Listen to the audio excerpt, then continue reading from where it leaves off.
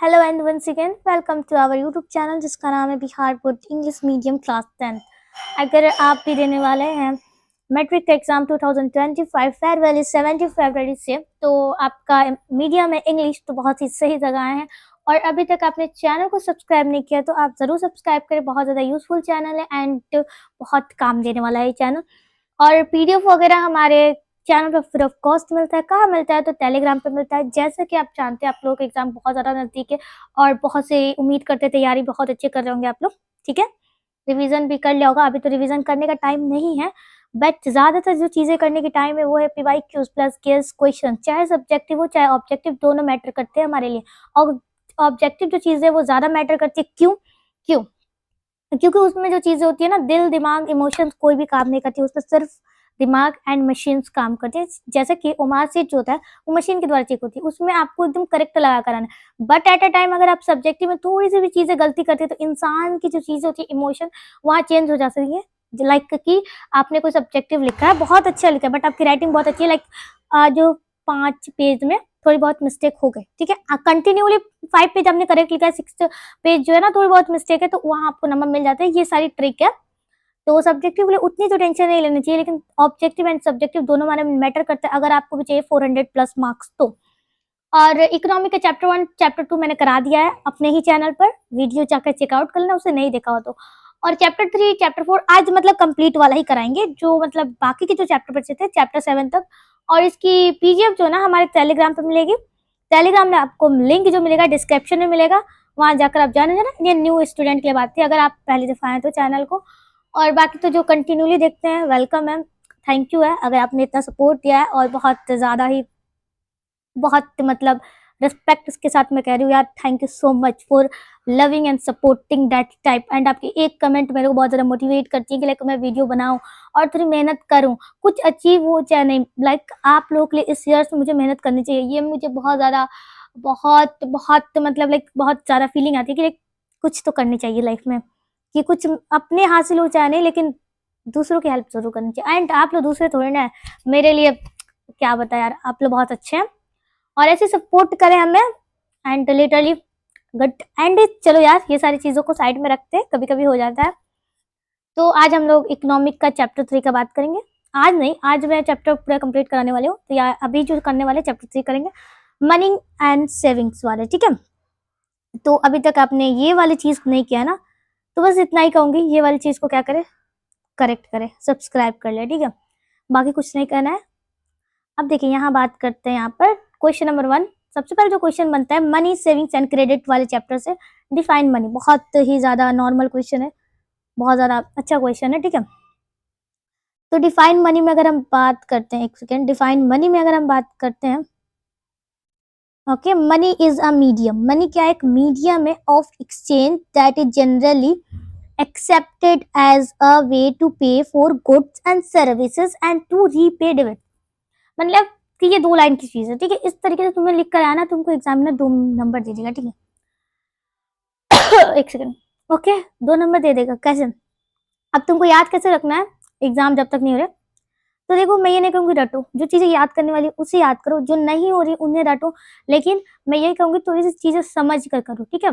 देखो, मनी एक मीडियम है, मनी एक माध्यम है किसकी? एक्सचेंज करने का, आपस में एक आदान प्रदान करने, पूरी की पूरी हिंदी में मैं समझा रही हूँ। और जनरली इससे ना लिया जाता है, स्वीकार किया जाता है, किस लिए? तो किसी सामान के बदले या किसी सर्विसेज के बदले इसे रीपे किया जाता है, या इसे रीडिबेट किया जाता है, रीपे डिबेट किया जाता है, समझे? कि अगर मैं कोई चीज ले रही हूँ, लाइक कॉफी, ठीक है, मैंने जाकर दुकानदार से लिया, शॉपकीपर से, उसके बदले मैंने उसे मनी दिया, उस सामान के बदले दिया। तो ये चैप्टर में पढ़ाया गया, एंड नहीं पढ़े तो भी मैं बता दे रही हूँ कुछ चीजें, ठीक है। तो उसको कहते हैं मनी, उसके बदले दिया मनी। लेकिन मनी को डिफाइन कीजिए कि मनी ने वहां पर क्या किया? मीडियम ऑफ एक्सचेंज किया, ठीक है। एक्सचेंज का आदान प्रदान करने का एक माध्यम बना, जरिया बना, बस इतना ही था, बाकी कुछ नहीं। इसको यूज किस लिए किया जाता है? तो पे करने के लिए किया जाता है, बस बस इसके अलावा कुछ नहीं समझना इसमें। अब बात करते हैं व्हाट इज क्रेडिट कार्ड। अब इसके अलावा आप समझोगे ना, वहां पर चीजें गड़बड़ हो जाएंगी। तो क्रेडिट क्या है इसको समझते हैं। Credit card is a plastic currency. Credit card जो है प्लास्टिक करेंसी है, ठीक है। ये क्यों आओ, क्या है भाई साहब? क्रेडिट क्या क्या है, प्लास्टिक है। The person to whom the bank issues the credit card, the bank look at the financial condition of that person. Credit card एक प्लास्टिक करेंसी है। एक पर्सन जिसके बैंक इश्यूज होते हैं, बैंक उस पर्सन के क्रेडिट इशू करता है, क्रेडिट कार्ड इशू करता है, वो बैंक क्या देखता है, उस पर्सन की फाइनेंशियल कंडीशन को दिखता है, ठीक है, ऑफ द पर्सन, जिसके फाइनेंशियल पोजीशन, उसकी फाइनेंशियल कंडीशन, ये सारी चीजें देखता है बैंक। तब जाके वो डिटरमाइन करता है कि वो क्रेडिट में वो इंसान कितने अमाउंट रख सकता है, अमाउंट ऑफ क्रेडिट कर सकता है वो इंसान। A credit card holder can buy goods and services within the prescribed credit money. एक अगर क्रेडिट कार्ड होल्डर के पास क्रेडिट कार्ड है, ठीक है, वो कोई भी सामान खरीद सकता है, कोई भी सर्विसेज खरीद सकता है उसके प्रिस्क्रिप्ट के बदले में, क्रेडिट अमाउंट में, ठीक है ना, विथ, ओके। ये क्या हो गया, अब तो यूज भी नहीं हो रहा है, वेट, हो गया हो गया।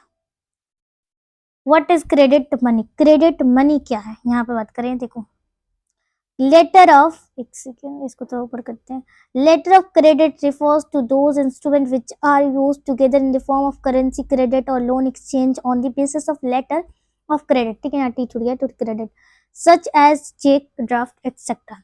लेटर ऑफ जो क्रेडिट होते हैं उनको रिफर किस लिए कहते हैं, वैसे इंस्ट्रूमेंट जिनका साथ में यूज होता है करेंसी के फॉर्म में, या लोन लेने के फॉर्म में, या एक्सचेंज करने के फॉर्म में, लेटर के बेस पे, ठीक है। जैसे चेक, चेक कैसे होता है, एक लेटर के फॉर्म में होता है, एक पेपर क्रेडिट होता है, ठीक है ना, यहाँ आपको एक साइन करना होता है, एक अमाउंट फिल करना होता है किसके द्वारा, ये सारी चीजें होती हैं, ठीक है, उसी को कहते हैं क्रेडिट मनी। अब क्रेडिट क्या है, क्रेडिट मतलब देखो, अगर जनरली हम बात करते हैं क्रेडिट मीन्स होता है ट्रस्ट और कॉन्फिडेंट, ठीक है, विश्वास, लेकिन अगर हम इकोनॉमिक में बात करें, अपनी इकोनॉमिक में, तो इसका मतलब होता है, क्रेडिट का मतलब कि वैसी एबिलिटी एबिलिटी की, अगर आप किसी को रीपे कर रहे हो या एक लोन पे कर रहे हो, ठीक है, पे अ लोन, या चुका रहे हो, दे रहे हो, डेट मीन्स क्रेडिट, ठीक है। क्वेश्चन नंबर 5 पे बात करें, what is barter system, barter system क्या है, how did the currency remove it's difficulties, उनकी डिफिकल्टीज को किस तरीके से करेंसी में रिमूव किया गया है, ठीक है, कौन कौन सी डिफिकल्टीज आ रही थी, ठीक है। The system in which there is a transaction of goods for goods is called barter system. वैसे सिस्टम जिसमें सामान से सामान का ट्रांजेक्शन होना, उसको कहते हैं बार्टर सिस्टम। अब इसमें मैं आगे, अगर यहाँ पर बहुत सी चीजें बोल सकती हूँ, लेकिन आगे लिखी हुई चीजें, ठीक है, जो लिखी हुई वही चीजें मैं बोलूंगी, कि देखो कि कोइंसिडेंट इसमें बहुत ज्यादा होती है, कि किसी को वही सामान एक्सचेंज भी करना है और आगे वाले पर्सन को वही सामान लेना भी है, तो ये डिफिकल्टीज आती हैं, कि अगर वो किसी को लेना नहीं है फिर वही चीज देना है, तो फिर यहाँ पर चीजें, ये प्रॉब्लम आती है, ठीक है। यहाँ पर कुछ रीजन देख लेते हैं जो आपके एग्जाम में काम देगा। देखो, बार्टर सिस्टम के बारे में पूछिए, इतना लिख देना, 2 मार्क्स में अगर पूछता है तो।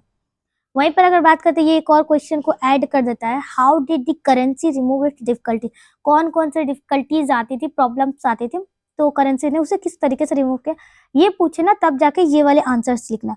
Money has removed all the difficulties of barters because after the birth of money, जब मनी का जन्म हुआ, लाइक पैसा, जब पैसा है ना दुनिया में, तो ये सारी चीजें बहुत ज्यादा प्रॉब्लम क्रिएट करने लगी। और जो मीडियम ऑफ एक्सचेंज है ना, वो सबसे ज्यादा जो बेस्ट है ना, वो है हमारा मनी, पैसा, पैसा से एक्सचेंज करने वाला कोई भी चीज बेस्ट नहीं है, ठीक है। कि देखो, money has removed difficulties of measuring value, value को मतलब नापना, जब हम लोग किसी को कुछ देते थे, लोग अगर 1 kg शुगर, उसके बदले हमको वही चाहिए, अब देखो 1 kg शुगर का अलग रेट होता है, उसी तरीके से अगर 1 kg फ्लावर की बात करें, लाइक आटा के, ठीक है, फ्लोर का, तो वो भी चीज में अलग अलग वैल्यूज आ जाती है, कि सारी चीजें बहुत ज्यादा डिफिकल्टीज देती थी, ठीक है। लेकिन मनी ने क्या किया, जब आते ही उसका जन्म हो, वो चीजें मिटा डाली, ठीक है। The difficulties of double coincident is eliminated by the use of money, जो डबल कोइंसिडेंट हो जाती थी, कोइंसिडेंस, उससे मनी ने एलिमिनेट कर दिया, यूज ऑफ मनी से वो चीजें खत्म हो गई। The difficulties of division of goods have been removed by money, जो सामान का डिवाइड होना, ठीक है, हाफ अप, देन उसे भी मनी ने उस डिफिकल्टीज को भी रिमूव कर दिया। आगे आप बात करते हैं, money has also solve the problems of accumulations, का भी प्रॉब्लम्स को मनी ने सॉल्व किया, ठीक है। ये चीजें क्लियर हो गई, होप से क्लियर हो गई। क्वेश्चन नंबर 6, ठीक है, यहाँ पर ये ऑब्जेक्टिव में पूछता है, यहाँ मैं लिखती होती हूँ, ऑब्जेक्टिव में पूछता है एंड सब्जेक्टिव में पूछता है। अब ऑब्जेक्टिव में क्या पूछता है और सब्जेक्टिव में, जो यहाँ सब्जेक्टिव में लिखा हुआ है ना, वही चीज ऑब्जेक्टिव में पूछे, कैसे पूछेगा, यहाँ 2 नंबर बनते हैं, देखो तुमको सब्जेक्टिव एंड ऑब्जेक्टिव दोनों में 2 नंबर का चीजें दी गई, ये ऐसे क्यों हो जा रहे हो, ठीक है, अब हो गया ना। The full form of ATM is automatic teller machine. सबसे पहला ऑब्जेक्टिव यहाँ क्लियर होता है कि जो फुल फॉर्म है एटीएम का ऑटोमेटिक टेलर मशीन। अब तुमको ये याद करो ऑब्जेक्टिव में या सब्जेक्टिव में, दोनों में क्या आएगा। The machine provide the service of withdrawing and depositing money 24 hours day. एक दिन में जो मनी है आप विड्रॉ कर सकते हैं एटीएम के थ्रू, डिपॉजिट कर सकते हैं कितने घंटे में, तो 24 आवर्स, ठीक है ना। 24 आवर्स, ब्राइटनेस कम हो रहा है। अच्छा ठीक है, ये चीज हो गई ना। तो अब मैं बता रही थी ना ऑब्जेक्टिव में क्या पूछेगा सब्जेक्टिव में। तो देखो पहला फुल फॉर्म पूछ लेगा, एटीएम का फुल फॉर्म क्या होता है, और ATM machine provide the service of withdrawing and depositing कितने टाइम तक, विच टाइम, 1 डे, 2 डे, या मतलब 2 डे नहीं बोलते यार, 1 डे, कितने आवर्स के लिए, 1 डे, देन 18 घंटे, 18, 24, 23 ऐसे दे देगा। तो तुमको अगर याद रहेगा 24, मैंने सब्जेक्टिव मैथ किया था यहाँ लिख दूंगा। अब सब्जेक्टिव में वही चीज लिखनी है, एटीएम का फुल फॉर्म, और एटीएम क्या है, मतलब डिपॉजिट करते 24। तो बन गया ना ऑब्जेक्टिव और सब्जेक्टिव, इसे कहते हैं दिमाग। व्हाट इज मॉनेटरी सिस्टम, तालियां बजाओ मेरे लिए। What is monetary system, monetary system क्या है। देखो कभी कभी खुद की तारीफ करके भी खुश हो जाना चाहिए। दुनिया बुराई करने के लिए, दुनिया आपको पीछे खींचने के लिए है, ठीक है ना, बट कोई आगे आपको देखना नहीं चाहता। कोई कुछ भी आप करो, गलत करो, सही करो, ये सारी चीजें आउट ऑफ माइंड है यार। कभी कभी इंसान इतना डिमोटिवेट हो जाता है, डिमोटिवेट अपनी लाइफ है यार, जिंदगी बहुत घटिया चलती है जिंदगी में, क्या कहा जाए। खैर, मॉनेटरी सिस्टम क्या है। All the work of exchange in the monetary system is done with the help of money. देखो जो सारे काम होते हैं ना एक्सचेंज होने में मॉनेटरी सिस्टम में, वो किसके द्वारा होती है, मनी के द्वारा। अगर ये वही चीज़ है, पैसे से, अगर हम लोग के ज़माने में आज बहुत यूज हो रहा है मॉनेटरी सिस्टम, पैसे से कोई भी चीज़ें खरीद लेते हैं, ठीक है ना। A person first obtained other money by selling his goods और सर्विसेज। एक इंसान, एक शख्स है जिसने पहली चीज़ अपनी मनी जो ऑब्टेन की है, या तो कोई सामान बेचकर या कोई चीज़ें सर्विस बेच के, ठीक है। देन उसने ऑब्टेन की, देन उसने दूसरी सामान वो उसकी ज़रूरत की है, उसने उस मनी से, यहाँ देखो मनी होगा, ठीक है ना, मनी से खरीदा, ठीक है ना, खरीदा अपने अनुसार नीड के।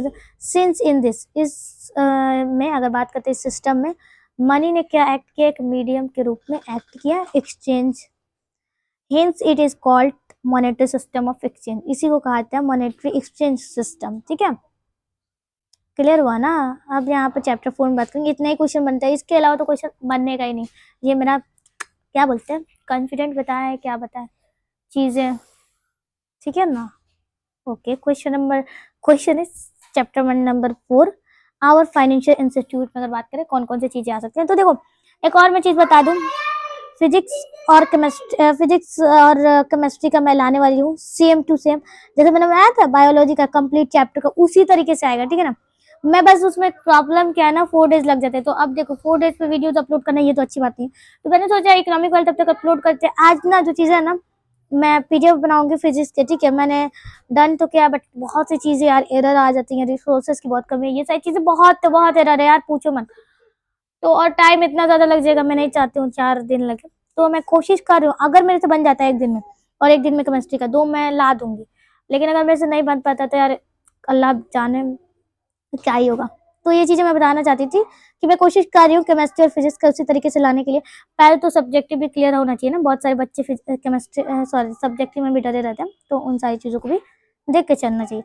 What do you mean by financial institute से आप क्या समझते हैं, institution which work to meet the credit और financial needs of the enterprises for economic development are called financial institute.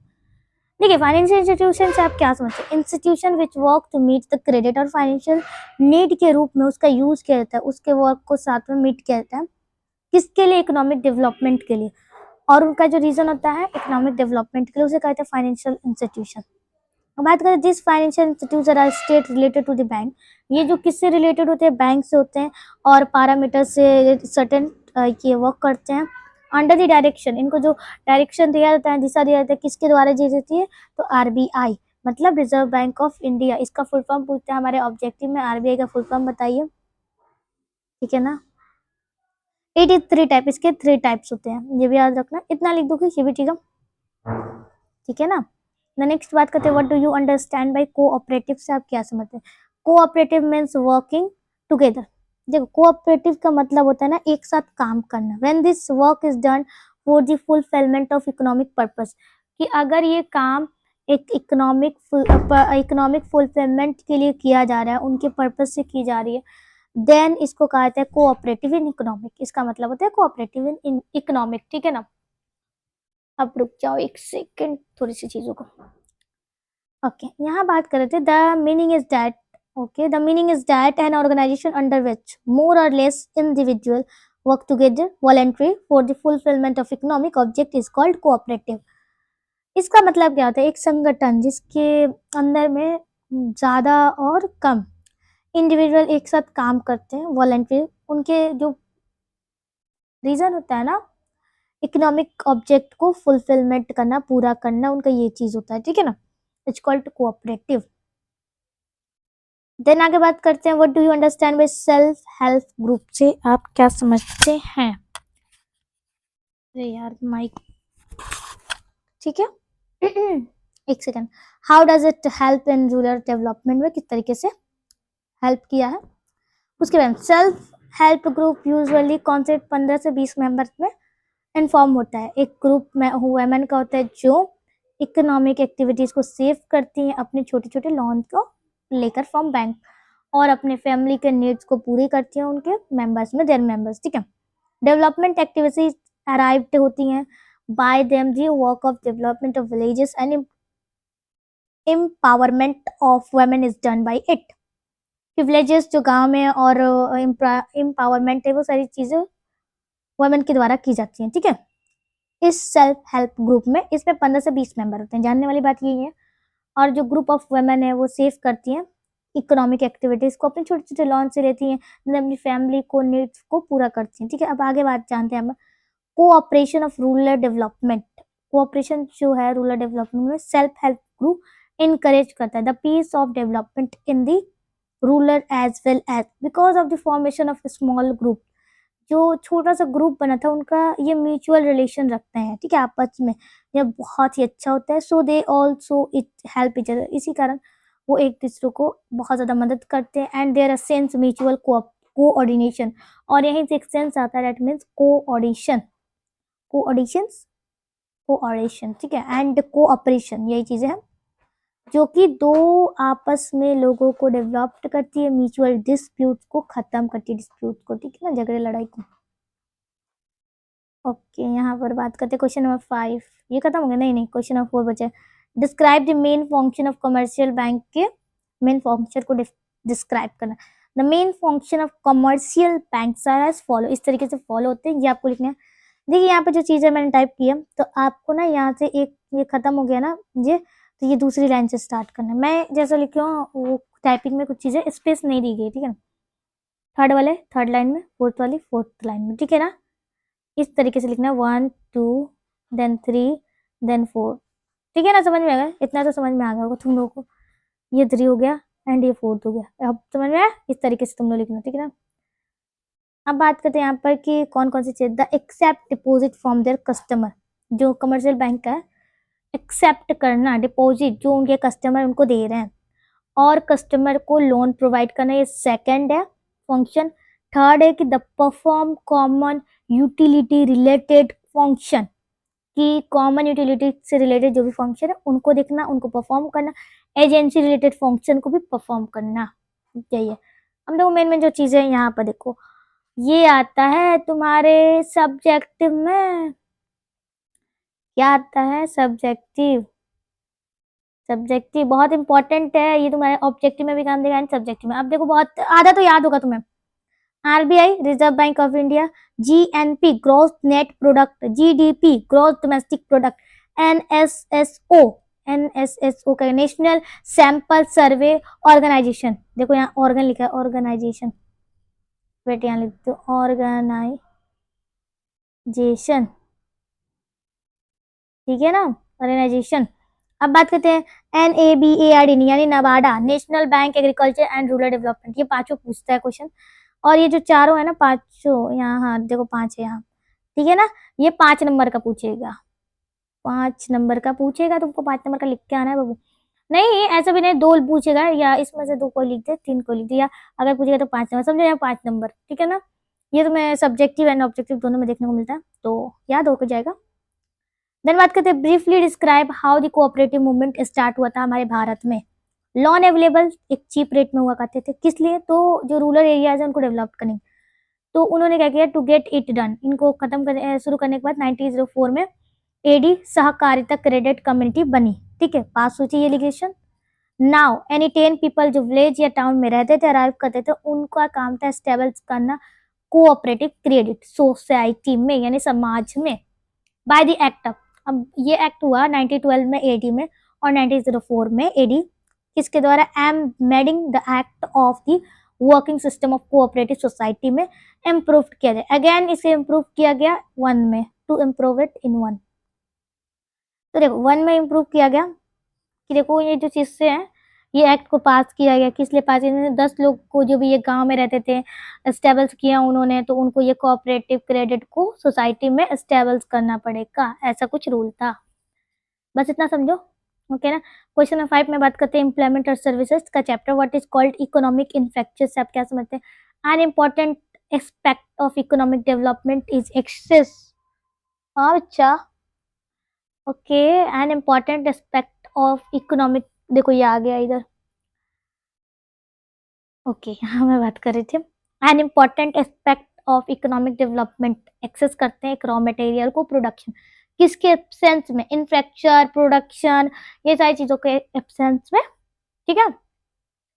जो नेसेसरी है कोऑपरेशन और प्रॉफिटेबल कंजप्शन से, वो है गुड्स का प्रोड्यूस होना, जो कि इज नो पॉसिबल। इन्फ्रास्ट्रक्चर जो फाइनेंस है, ट्रांसपोर्ट है, एनर्जी, कम्युनिकेशन है, या एजुकेशन है, या सिविल सर्विसेज है, हेल्थ है, ये सारी चीजें प्रोमोटेड होती थी, उसको कहा जाता है economic infrastructure.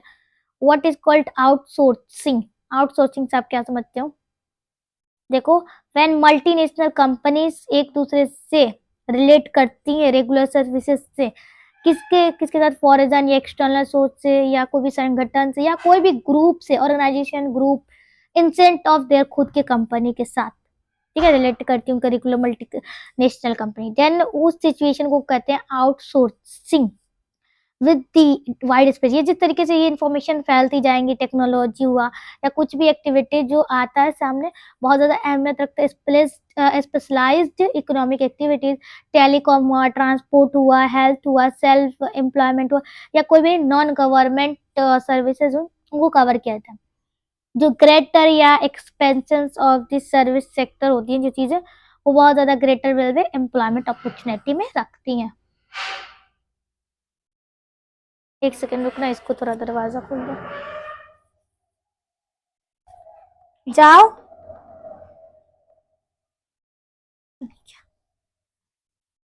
Okay,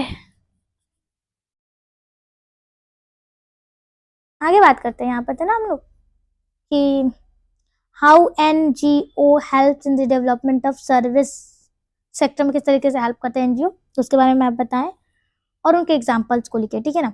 the government also in trust the responsibility of the implementations of government such schemes to non-government organization, यानी जो गवर्नमेंट है उसे इंटरेस्ट होता है उनकी रिस्पॉन्सिबिलिटी पे, इम्प्लेशन ऑफ गवर्नमेंट पे, ठीक है, ये सारी चीजों पे उनको अगर इंटरेस्ट होता है, इंटरेस्ट विश्वास नहीं होता स्कीम पे या non government organization, then NGO effect करता है कन्वे अपने पीपल के साथ, अपने लोगों के साथ। देन जो पीपल होते हैं वो कोऑपरेट करते हैं उस डेवलपमेंट के साथ, सर्विस सेक्टर में, किसके हेल्प के साथ? कि वो स्कीम को खुद के एफर्ट्स लगाकर, मेहनत लगाकर उसे इम्प्लीमेंट करते, खड़ा करते। उस सेक्टर को ब्यूटी पार्लर भी कहा जा सकता है, ब्यूटी पार्लर भी बनाया जा सकता है, टेलीकॉम, बैंकिंग, सेल्फ एम्प्लॉयमेंट, बस, एयरक्राफ्ट, ये सारी चीजें जो होती है एनजीओ में आती है, ठीक है। ये सारी चीजें वो अपने खुद के एफर्ट्स लगाकर करते हैं। दीज आर सम सर्विसेज जहाँ ये it is not possible to provide quality service, और ये वो सर्विसेज है जिनमें क्वालिटी प्रोवाइड नहीं की जाती है गवर्नमेंट के द्वारा, ठीक है। दो सेक्टर, ट्रांसपोर्ट या education, health, telecommunication, banking, insurance services etcetera, ये सारी इनके ऊपर आती है, जो पब्लिक प्रीफर्स ज्यादा करती हैं service of non government sector को लेने के लिए देन द गवर्नमेंट सेक्टर ज्यादातर। अब आगे यहाँ पर बात करते हैं यहाँ पर कि right what was effect of the current economic slow down का कौन कौन सा इफेक्ट है सर्विस सेक्टर में हमारे भारत में। The impact of the globalisation 1991 में हुआ था, was देखा गया था ड्रिवेंस वे ऑफ इंडिया में। अफेयर्स कॉम्पिटिशन इंजॉस्ट बिटवीन द ट्रेडिंग नेशंस के साथ। नाउ पीपल स्टार्ट, उन्होंने क्वालिटी, जो सामान की क्वालिटी थी उनके प्राइस पे जज करना शुरू कर दिया। Due to globalisation, privatisation, liberalisation के कारण वो जो वर्क फील्ड था वो डायरेक्ट शुरू होना स्टार्ट हो गया। People got the opportunity to go to other countries and get employment. और जो लोग थे वहाँ के, उन्होंने वहाँ की अपॉर्चुनिटी एंड बाहर कंट्रीज में जाकर अपने जॉब, अपनी एम्प्लॉयमेंट खोजने लगे, लेने लगे। The effect of the current economic recessions was on many countries of the world. जो इफेक्ट पड़ा ना इकोनॉमिक रिसीसियंस पे, वो बहुत ज़्यादा कंट्रीज पे पड़ा वर्ल्ड के, बट इंडिया पर बहुत कम इफेक्ट पड़ा by this economic recession. Our engineers provide strength to the service sector of India information technology. The capital market here is so strong, it is allowed the effect of the economic slowdown to dimensions on India. Energy appointed engineers appointed abroad to our state become useless due to which the income of the state decreases. तो जवान भारत को बहुत ही कम effect पड़ा ये चीज से, slow down से, ये इकोनॉमिक क्राइसिस के, क्योंकि जो हमारे इंजीनियर्स थे वो प्रोवाइड करते थे सर्विस सेक्टर को हमारे इंडियन इंफॉर्मेशन टेक्नोलॉजी से। जो कैपिटल मार्केट था वो और भी ज़्यादा हमारे स्ट्रॉन्ग हुआ, दैट इज ये हमारे अलाउड किया कि इफेक्ट इकोनॉमिक को डिमेस कर दिया हमारे भारत में। और जो इंजीनियर्स थे जो बाहर से आते थे हमारे देश में, हमारे स्टेट में, वो यूजलेस बन गए ड्यू टू उनका इनकम जो था बहुत ही कम था, स्टेट डिक्रीज हुआ था। ठीक है। व्हाट इज गवर्नमेंट सर्विस से आप क्या समझते हैं? तो when the government of the country, यानी देश की जो गवर्नमेंट है, सरकार है या स्टेट, वो मंथली सैलरी देने लगती है लोगों को in return of the work, उनके काम के बदले जो सरकार है उनकी सैलरी देती है, ठीक है ना, या उनके जो भी चीजें उनको बदले उनको सैलरी देती है, उसको कहा जाता है डिफरेंट फील्ड्स में गवर्नमेंट सर्विस। मतलब कि अलग अलग फील्ड्स में लोग अलग अलग काम कर रहे हैं अपने देश में और गवर्नमेंट उसके बदले सैलरी दे रही है, डेट मीन्स वो क्या है, गवर्नमेंट सर्विस कहलाती है। For example military service, education, health, finance, banking etcetera, ये क्या है, गवर्नमेंट सर्विस। क्वेश्चन नंबर 6, उसके वजह से क्वेश्चन नंबर 6 में चैप्टर में 6 एंड चैप्टर नंबर 7 देन खत्म। देन देखते हैं इसमें कितने क्वेश्चन है। What is WTO? What is WTO यानी वर्ल्ड ट्रेड ऑर्गेनाइजेशन। पहला यहाँ पर ऑब्जेक्टिव क्वेश्चन बनता है, यहाँ पर क्या पूछता है, फुल फॉर्म पूछता है। ठीक है, तो सब्जेक्टिव क्लियर होगा तो ऑब्जेक्टिव क्लियर होगा। When and why was it established, मतलब ये भी पूछता है कब और क्यों हुआ था, तो ये क्वेश्चन पूछता है कब हुआ था, ये भी ऑब्जेक्टिव है, तो सब्जेक्टिव याद होगा तो ऑब्जेक्टिव याद होगा, ऑब्जेक्टिव याद होगा तो सब्जेक्टिव याद होगा। ठीक है ना। वर्ल्ड ट्रेड ऑर्गेनाइजेशन एक इंटरनेशनल ऑर्गेनाइजेशन है, इसका जो वर्क है वो लिबरलाइज करना इंटरनेशनल ट्रेड को। और ये जो संगठन है, ये ऑर्गेनाइजेशन है, ये एक कमेटी बनाती है जो रूल करती है इंटरनेशनल ट्रेड को। और जो ये स्टैब्लिश हुआ था जनवरी 1995 में बाय द ईयर 2006, और इसमें जो मेंबर थे वो कंट्रीज के 149 थे। ठीक है ना। आगे बात करते हैं, what do you understand bye privatisation से आप क्या समझते हैं? प्राइवेटाइजेशन मीन्स होता है acquisitions and management of public sector को, दोनों को मैनेज करना इंटरप्राइजेस होल और partly by the private sector से। जैसे पार्टली क्या होता है, प्राइवेट सेक्टर को संभालना, इंटरप्राइज करना, मैनेज करना। जो गवर्नमेंट है इंडिया की वो अडॉप्ट करती है एक पॉलिसी जिसे कहा गया है प्राइवेटाइजेशन अंडर इकोनॉमिक रिफॉर्म्स 1991 में। डिफाइंड लिबरलाइजेशन से आप क्या समझते हो, उसे डिफाइन कीजिए। Liberalisation refers to the removal of unnecessary controls and restriction imposed by the government of business, the include permit, license, quota, etc. Okay, तो लिबरलाइजेशन को किस लिए रिफर्स कहता है कि अननेसेसरी कंट्रोल या जो रोक टोक रिस्ट्रिक्शन है उनको रिमूव करना गवर्नमेंट के द्वारा बिजनेस पे। ठीक है, इनको परमिशन दिलवाना, लाइसेंस वगैरह, इसके लिए लिबरलाइजेशन काम करता है। What is called multinational companies, आप क्या समझते हैं? Multinational company is one that control and owns production is more than one country, like Coca.